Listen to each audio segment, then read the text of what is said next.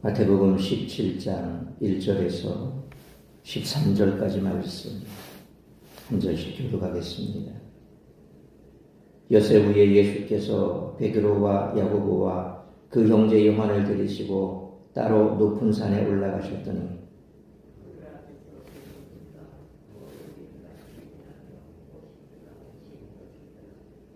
그때에 모세와 엘리야가 예수와 더불어 말하는 것이 그들에게 보이거늘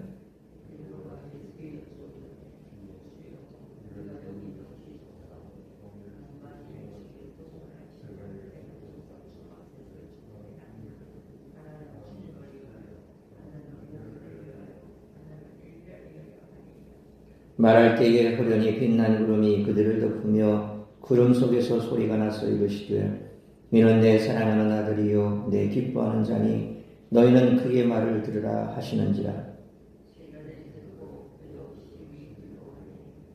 예수께서 나와 그들에게 손을 대시며 이르시되 일어나라 두려워하지 말라 하시니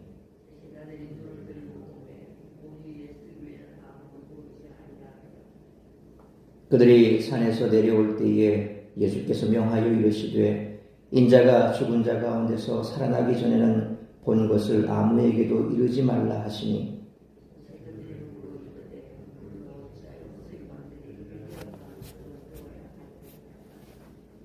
예수께서 대답하여 이르시되 엘리야가 과연 먼저 와서 모든 일을 회복하리라.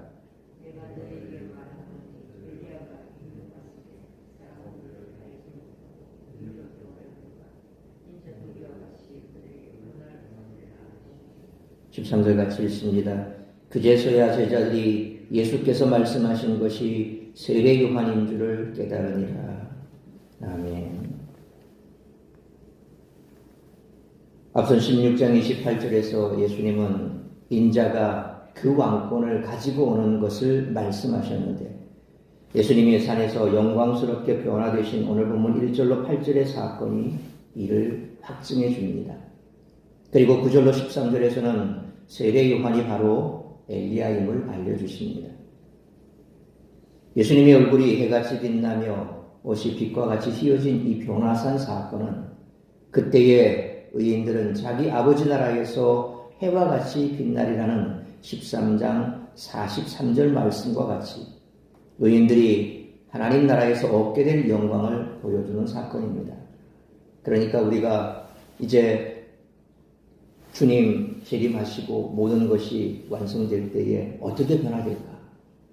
육을 입고 영과 함께 있는 우리의 몸이 어떻게 변화될까? 라고 하는 것을 먼저 마치 맛배기처럼 보여준 것이 변화산 사건이다. 그러니까 우리의 모습이 그렇게 영광스럽게 앞으로 변화될 수 있다라고 하는 것.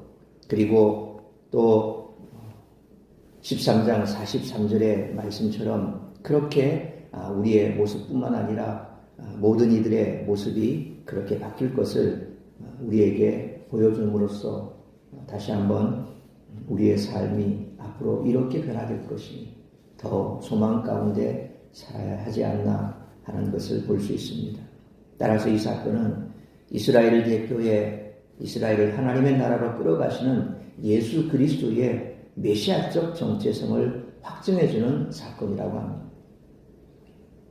모세가 이스라엘 백성들을 악한 왕 바로와 그 신들로부터 이끌어낸 선한 왕이신 하나님의 통치로 인도해냈듯이 예수님은 사망과 죄악의 권세로부터 하나님의 백성을 구원하셔서 하나님 나라로 인도하실 것입니다. 이 점에서 예수님은 모세와 유사합니다. 그러나 모세는 궁극적으로 이스라엘의 마음을 하나님께로 가나안 땅으로 인도해내는데 실패했죠. 하지만 예수님은 그 일을 성취하셨다는 점에서 모세보다 우월한 메시아시라는 것입니다. 한편 변화산에서 엘리야를 본 제자들은 자신들이 엘리야를 보았다는 사실을 알리고 싶었을 것입니다. 그러나 그들도 당시 사람들과 마찬가지로 엘리야와 메시아의 모습을 오해하고 있었습니다. 그들은 민족적이면서 군사적, 정치적 메시아를 기대했는데 엘리야 역시 그런 모습이리라 기대했을 것입니다. 그러나 엘리야도 이미 이미 온 세례 요한도 메시아인 예수님도 그런 모습은 아니라는 것입니다. 그들은 진정한 엘리야도 메시아도 알아보지 못했습니다. 예수님은 십자가와 부활 사건을 통해 하나님 나라를 임하게 하십니다.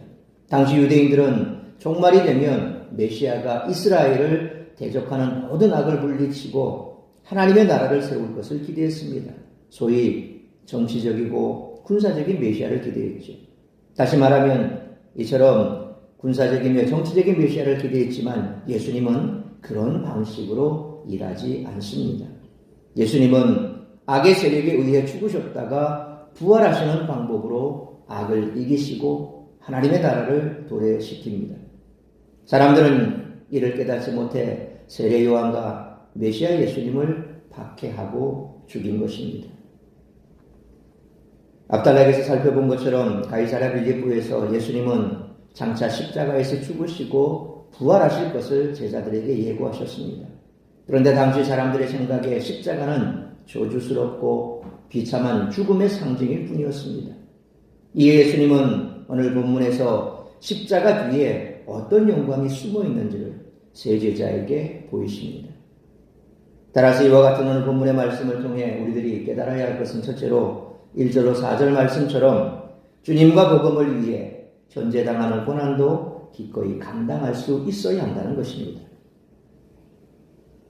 출애굽기 24장 16절에 여호와의 영광이 시내산 위에 머무르고 구름이 엿새 동안 산을 가리더니 일곱째 날에 여호와께서 구름 가운데서 모세를 부르시니라 라는 말씀처럼 마치 시내산에서 하나님이 이스라엘에게 언약을 선포하신 후 일곱째 날에 모세가 하나님의 영광에 들어갔듯이 1절로 2절 말씀처럼 제자들에게 십자가 선포된 후 일곱째 날에 세 제자가 주님의 얼굴이 해같이 빛나는 그리고 옷이 빛과 같이 희게 변하는 이 변화산의 영광의 광경을 목격하게 했다는 것입니다. 3절 말씀처럼 이때 나타난 모세와 엘리야는 시내산, 구약에서 호렙산이라고 있죠. 이 시내산과 관련된 대표적인 두 선지자입니다. 모세도 시내산, 호렙산에서 하나님의 계명을 받았고 또 엘리야는 호렙산에서 하나님을 직접 만나게 되죠. 세미한 음성 가운데 하나님을 만나게 되는 것입니다. 이들은 예수님이야말로 시내산에 임재하셨던 그 하나님이심을 증언한 것입니다. 그러니까 모세와 엘리야가 변화산에서 함께 만나는 그 장면, 그리고 거기에 메시아신 예수님이 나타나셔서 그들과 대화를 나누는 것 자체가 바로 시내산에서 모세를 만나주신 하나님, 그리고 호렙산에서 엘리야를 만나주신 하나님, 결국 예수님께서 바로 메시아 곧 하나님이시다라고 하는 것을 증언하는 것입니다. 베드로가 초막을 짓겠다고 한 것은 이스라엘이 광야 생활을 마치고 약속의 땅 곧 하나님 나라에 들어간 것을 기념하는 절기인 초막절과 연결이 되는 것입니다. 베드로는 그것이 바로 천국과 같다고 느껴서 4절 말씀처럼 여기 있는 것이 좋사오니라고 고백을 했습니다. 우리가 장차 누리게 될 영광이 이처럼 말로 형용할 수 없을 정도로 놀랍기 그지없다는 것입니다.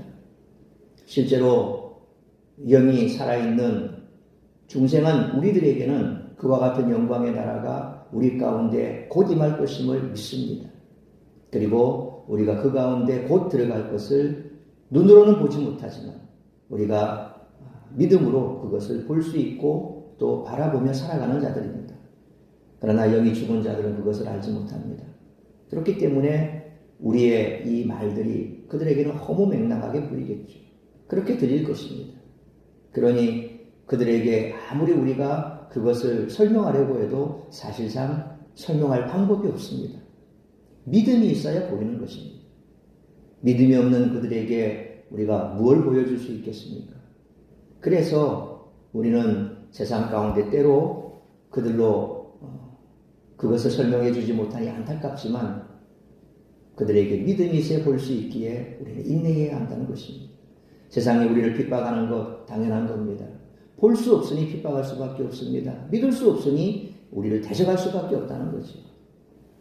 그러므로 주님과 복음을 위해 현재 당하는 고난도 기꺼이 감당할 수 있는 우리 모두가 되시기를 축원합니다.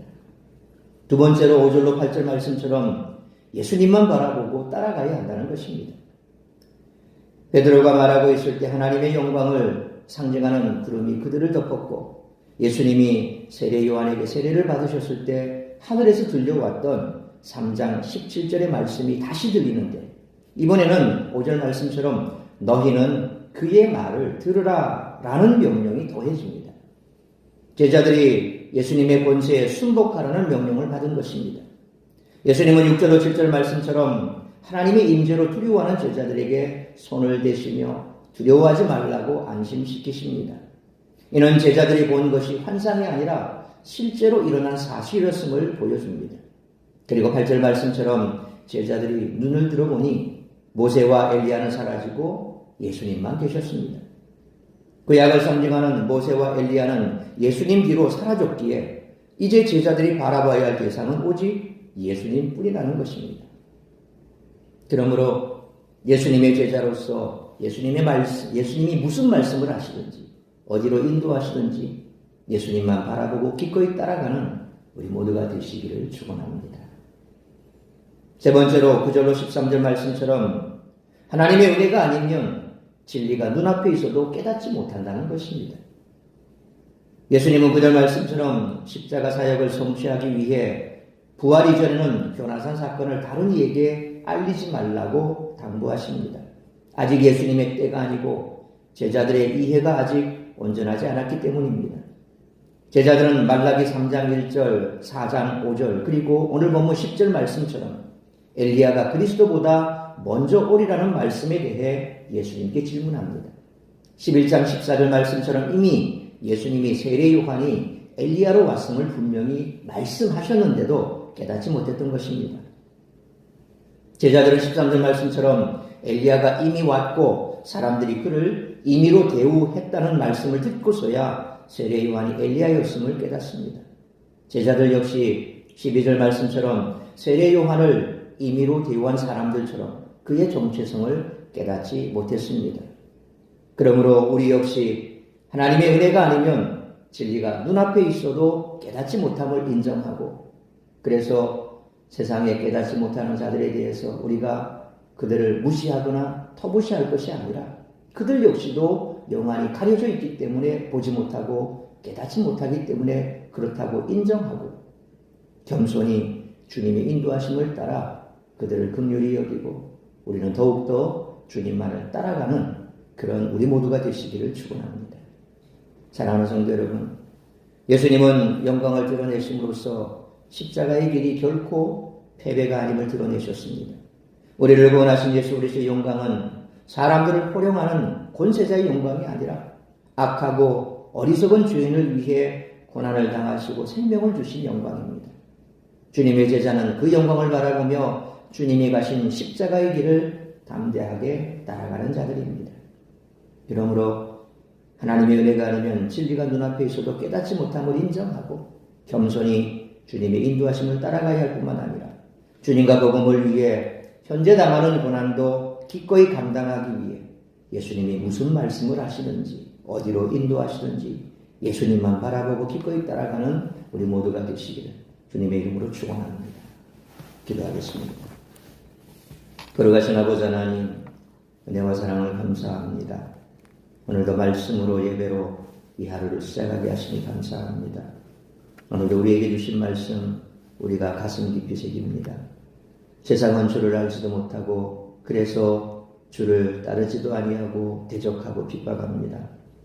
주님의 제자된 우리 역시도 세상 속에서 주님과 똑같은 그런 대우를 받는 것은 당연하다고 말씀하셨습니다. 우리를 핍박하는 것, 그들은 주님을 만나지도 못했고 그들은 이미 영이 죽어 있고 그래서 진리가 눈앞에 있어도 깨닫지도 못하고 알지도 못합니다.